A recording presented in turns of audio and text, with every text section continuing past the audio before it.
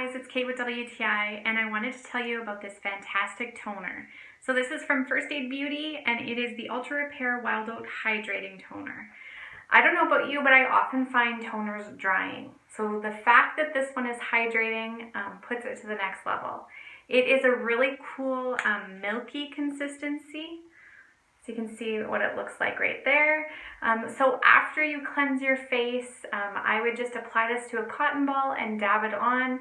And you can even see that it removes extra makeup you didn't know was there, which is really nice. But on top of that, it hydrates, it helps with fine line and wrinkles, it helps with redness, all of those things that you don't want. And then it also preps your skin for serums and moisturizers and everything that you're going to apply afterwards.